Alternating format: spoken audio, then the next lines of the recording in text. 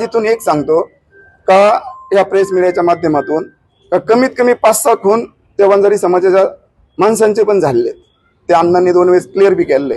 आणि संतांनी जर समजा त्यांना सगळे समाज एकत्र नाही ठेवता आले, धर्माचं कार्य नाही करता आलं, तर त्यांनी ती गादी सोडून सरळ एखाद्या पक्षात म्हणा किंवा आपल्या जातीचं काम करावा।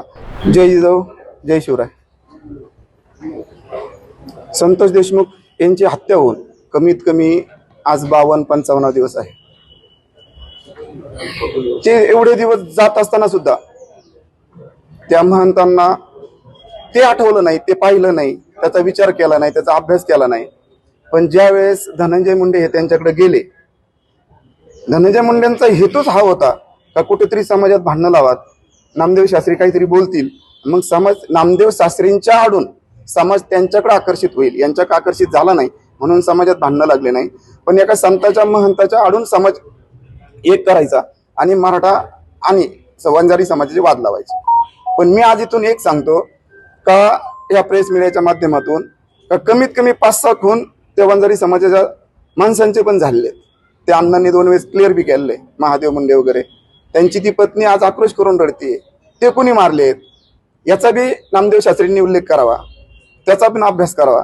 या माध्यमातून मी एकच सांगल का ही महाराष्ट्र भूमी ही संतांची आहे आणि संतांनी जर समजा त्यांना सगळे समाज एकत्र नाही ठेवता आले, धर्माचं कार्य नाही करता आलं, तर त्यांनी ती गादी सोडून सरळ एखाद्या पक्षात म्हणा किंवा आपल्या जातीचं काम करावा। पण जो संत असतो त्या सगळ्या 18 पगड जातीचा असतो, हे त्यांनी लक्षात ठेवावं।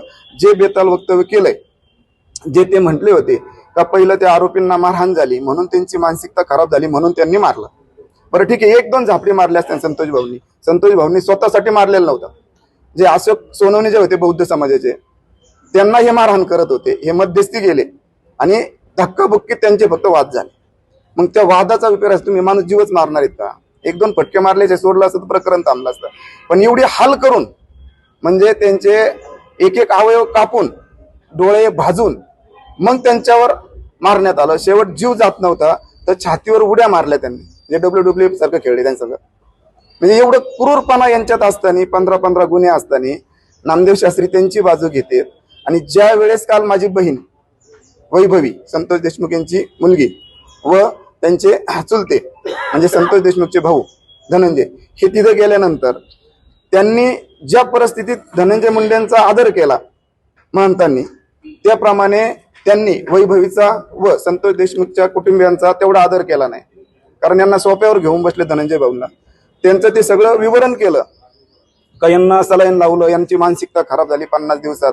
अरे पण त्या मुलीचा बाप गेलाय, त्या महंताला तेवढं तरी समजायला पाहिजे होतं का ती मुलगी आपल्या दारात आलेली आणि त्या मुलीला तू कसं सांत्वन करायला पाहिजे होतं, किती आधार द्यायला पाहिजे होता। ते सोडून फक्त म्हटलं मी काही बोललोच नाही। मग तू जर बोलला नाही तर समाज तुझ्या विरोधात का गेला, हे त्यांनी अभ्यास करावा।